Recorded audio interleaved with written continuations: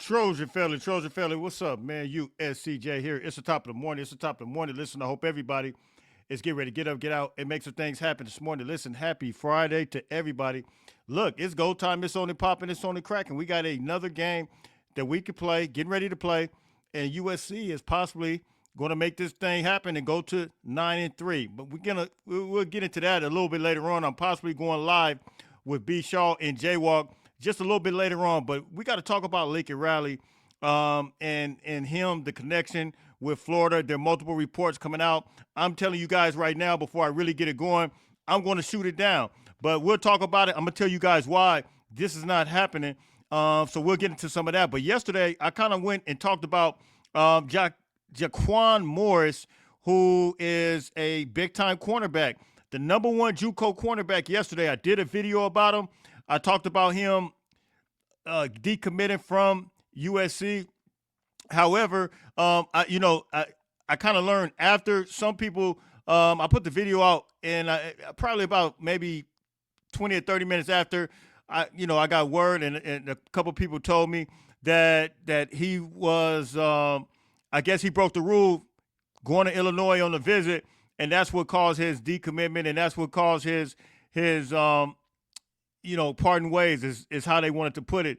So look, however it happened, USC lost the number one cornerback from the JUCO level in the country, and we've seen this before. We've seen it with Xavier Griffin. Xavier Griffin, you guys know he was on my show. I interviewed him, interviewed his uncle on here a couple of times. Uncle came on here with him a couple of times, and that's part of the rules. Xavier Griffin wanted to go to Alabama and go visit, but I think it was some other stuff behind that. I think his mom, they're originally from Mobile, Alabama, if I'm not mistaken, and so they ended up really going to where they wanted to be at anyway.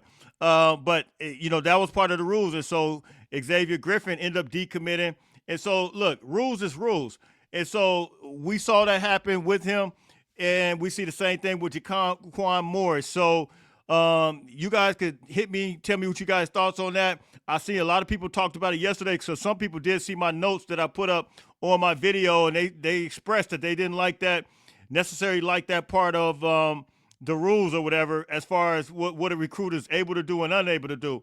Now let's transition. Let's move real quick to this Lincoln Riley thing. I'm sick and tired, and I told you guys that seeing is believing. When people put things out on the internet, that's why I'm here to shut it down. Whenever I see it, I'm going to automatically shut it down. And to say first that Lincoln Riley's not going to Florida, I'm gonna say that, number one. Number two, I told you guys this a couple of weeks ago. Josh Pate, he put something up about Lincoln Riley. Watch for Lincoln Riley. We could possibly hear something from Lincoln Riley, just kind of giving out a hint. Now, here's the situation at hand real quick. Let me just kind of run it back. Everything should unfold this weekend. Lane Kiffin, it looks like, I don't know if he's going to take the Florida job or if he's going to take the LSU job.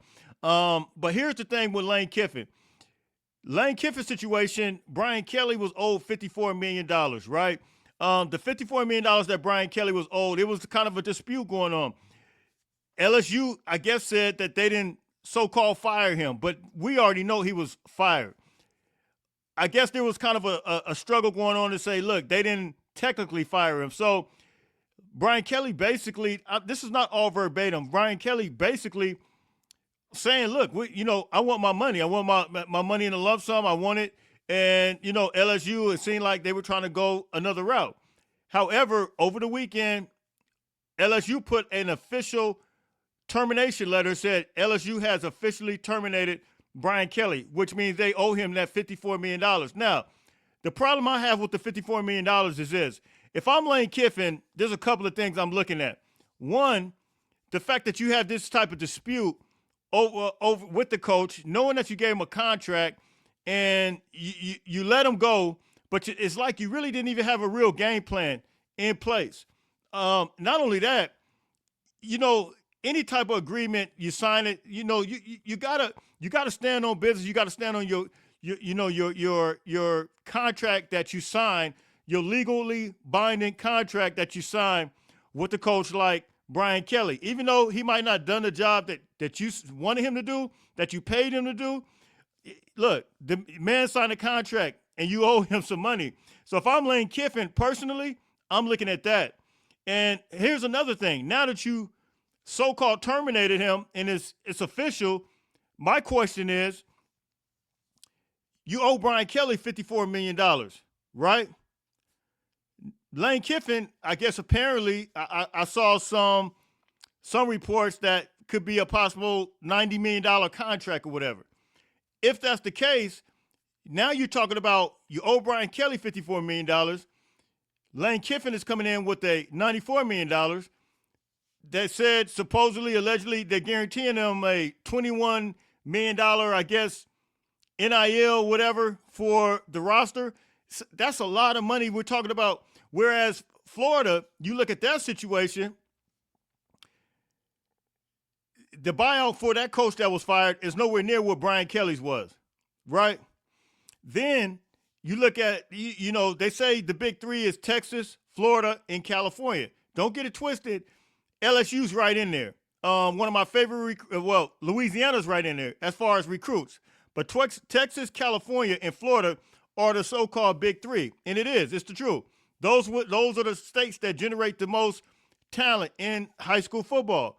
And Louisiana's not far behind. I've told you guys this before. Louisiana and Georgia, they're both hotbeds for college football, for high school players. And matter of fact, one of my favorite players, of course, he was at USC, came from the state of Louisiana, Joe McKnight. What school was that? John Curtis High School. Jaquan Stewart from the state of Louisiana. Louisiana produces good players. However, if I'm Lane Kiffin, I'm looking at Florida. Given the fact that, of course, you're in another hotbed, Gainesville, Florida, you're in Florida. You got talent there. Both of them in the SEC. One is in the SEC East, I guess, and one is in the SEC West. So if I'm Lane Kiffin, to me, it makes more sense for him to go to Florida, which would definitely eliminate Lincoln Riley for Florida. But for whatever case, they are continue to put this information out about Lincoln Riley going to Florida, and I think it's absolutely here's the crazy thing about this. All kinds of SEC media continue to bash Lincoln Riley about how bad of a coach he is. And here's the reality. 9-3 season, this is a pretty good season. USC was in every game this year, pretty much. Self-inflicted wounds, absolutely. But a 9-3 season potentially can go 10-3. It's crazy how I heard one guy say that, man, yeah, Lincoln Riley's flash or his play call, that will be incredible at Florida. But it's crazy because when they're on the other side of it and he's at USC, they say he's a horrible coach. He doesn't have defense. He doesn't have this. He doesn't have that. But now all of a sudden, he'll be the perfect fit for Florida.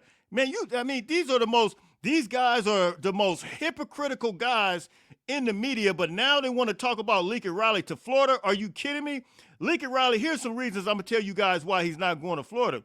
Number one, I heard his family absolutely love it. I saw yesterday for Thanksgiving, he posted a beautiful picture. You're looking at the Pacific, you're looking at the ocean, his family there. He was lost in the USC love sauce. He was lost in the Lincoln Riley house view sauce. All of that. $66 million buyout for Lincoln Riley. It's not happening. You look at that. Then you look at the number one class in the country. And I told you guys this before. I heard of a big-time player that's possibly already in play, committed to USC, and it's a flip. And the side of the ball, it's offensive side of the ball. So I don't see it happening with Lincoln Riley. You guys hearing it from me. I don't see it happening. Him going to Florida. So I'm here to knock it down. It's not happening. You guys can drop the comments, man. You guys can tell me what you think.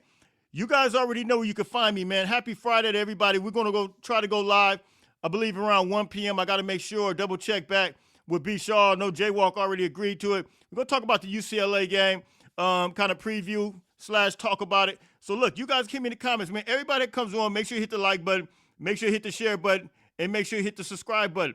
I'm out of here, man. Fight on, fight on, fight on.